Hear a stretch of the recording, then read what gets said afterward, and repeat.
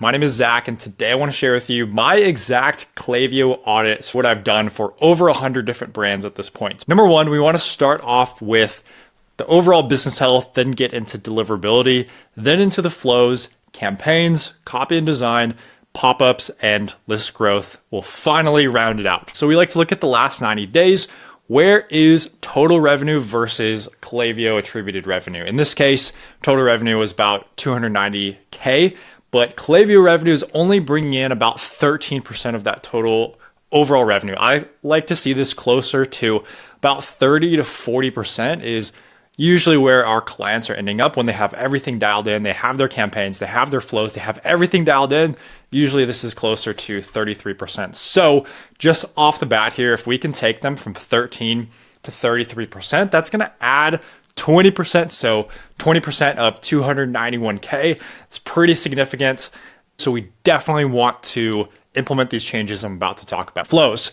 At this point, we can see here that only 22% of their revenue, of their overall Klaviyo revenue, is coming from flows, which tells me there's very likely underperformance within these flows. And I'm going to get into why that is in a second, but there's a major issue within the account that's causing very low flow revenue. Only 13% is on the very low end. I want to see this performing a lot better. And then finally, SMS. We're not implementing any sort of SMS. We want to be implementing that just because most of our clients, when they're putting in flows, they're doing the occasional campaign.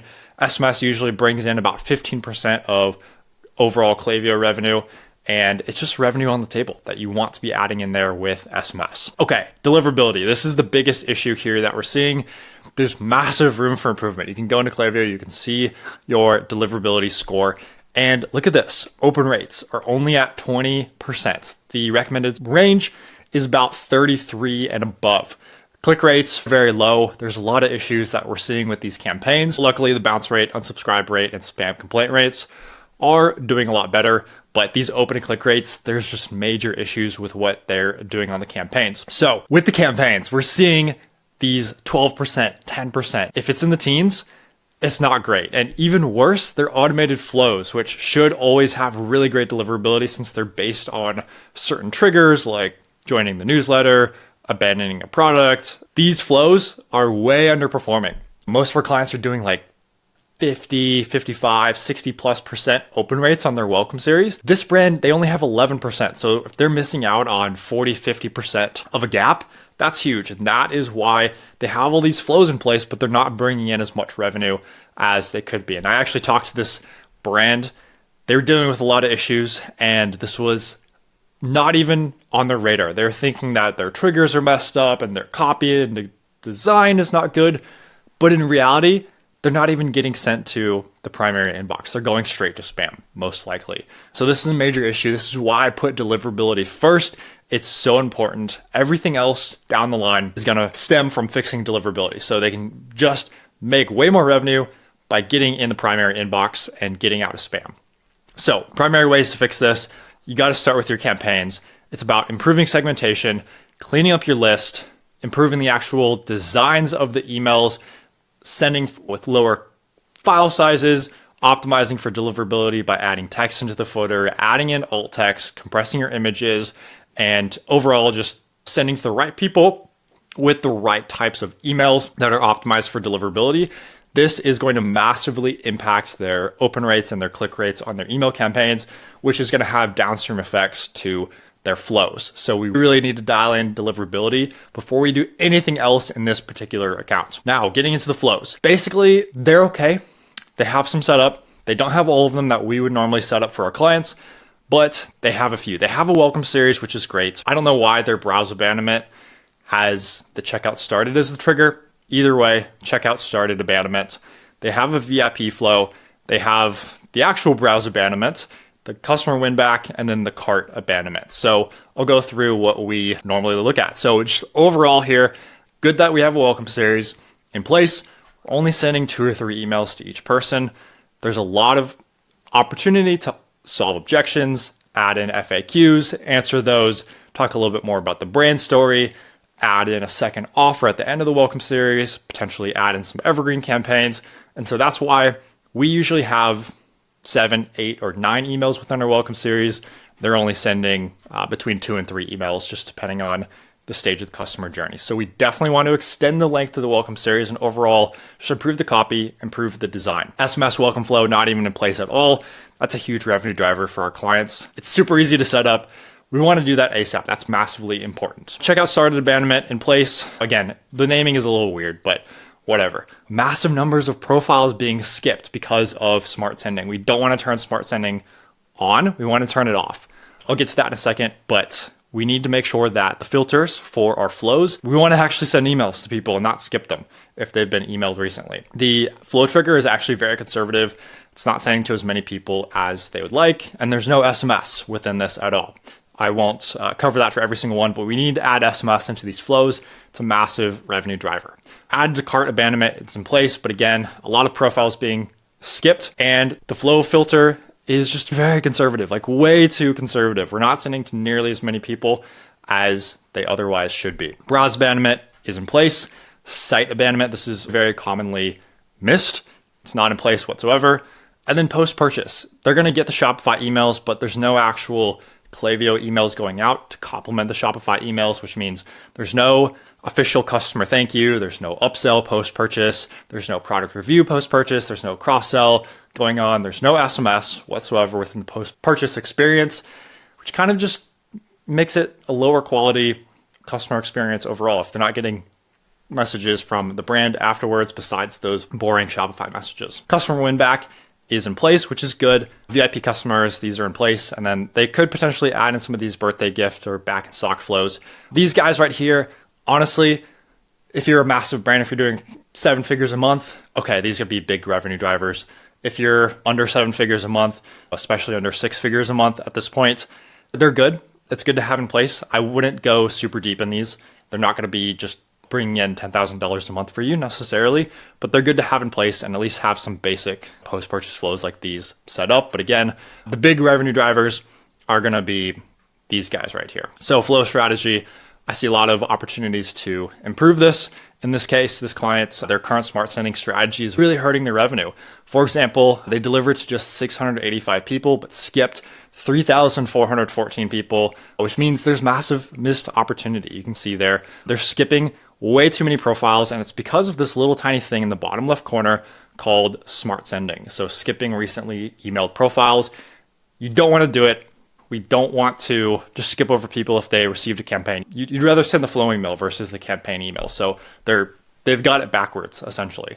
You'd rather instead in your campaigns filter out anyone who's received a certain flow. So we need to flip that around. Massively is going to drive more revenue.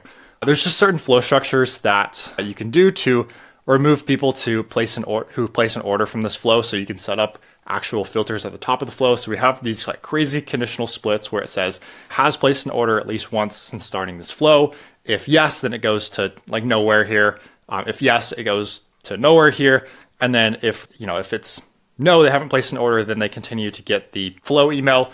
A technical thing, but it just makes these crazy flows that it's when someone else goes in there, it's very difficult to like understand the logic. Instead, you'd rather have flow email like straight in a line. Okay, 30 days. It's very conservative in terms of the checkout started abandonment. I would rather see that at, in this case, like 5 days. You actually only have 4 email flows that produce any revenue. I'd rather see this closer to 10 or 12.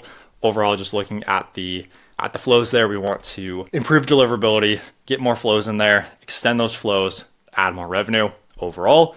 Giving the discount away in the first email, I wouldn't recommend it. Instead, I'd recommend they save their margins. And then in the welcome series, I wouldn't recommend combining SMS and email within the welcome flow. That way, if someone signs up for SMS later, they have a whole separate welcome flow sent to them. Versus if someone signs up for SMS, they're not going to get any SMS or emails. So again, technical things, a lot of these small things add up to bigger things. Okay. Campaigns. This brand was really doing well with campaigns. They were just sending them straight to spam. They put a lot of effort into these campaigns, but look at these stats. The open rate, 20%. Click rate, 0.5. Like none of these are obviously none of these are good. And they're sending so much volume, which is good. But the segmentation is non-existent. They're sending to their entire list. That's why they're getting 10, 12, 14, 15, 17% open rates. you got to double and triple that easily, like minimum. Everything else is going to be fixed once you fix deliverability. Copy and design. This is not the actual brand that we audited here. This is a separate brand. But in this case, we would go through the brand. We would look at where your current email's at, AKA on the left, here's a cart abandonment email. What could they otherwise look like? And so in this case, this jewelry brand reads, they have the basic email templates. They have the basic Klaviyo templates. They're fine. They get the job done. Are they as beautiful and aesthetic as what we create over here? Honestly, our team did an awesome job on this email on the right. And you can see here, we have social proof. We're looking at different categories. We're giving people reasons to make a purchase. We're adding in some icons. We're talking about same-day delivery, free shipping and returns. We have purchase options. We have more lifestyle shots. We're showing people using the products. We're actually showing these dynamic product blocks. It's way bigger. On the left here, it's, oh, me and 12,000 other people got the same email. Like, they didn't even bother to set up these templates. And this is a super nice brand. Like, they are a top quality brand, but not with their emails. Their emails just don't reflect it. It's just an oversight and overall just lower quality of marketing compared to what their competitors are doing. Overall, optimized for mobile. We want bigger fonts, bigger buttons. We want the email to be easy to read through and skim. We want to have better spacing, white space throughout the emails. Deliverability.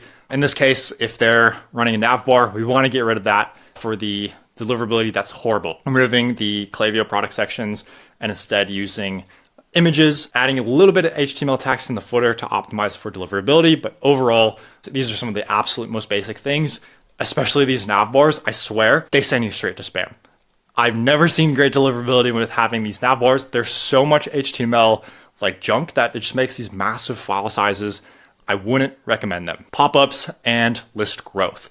So where this particular brand was at, they're only doing about 1.8, 2.1% in terms of their sign-up forms. We want to get that way up there. This client right here, minimum was 6.7%, going all the way up to 18.2%. This one right here, 8.8 to 11.7% conversion rates, as you can see right there. And this one, 1.9 to 5.7% conversion rates. We want to bump this way up. So what I would also tell them, hey, looking at your actual pop-ups here, we want to get rid of two different offers, get rid of this blue text.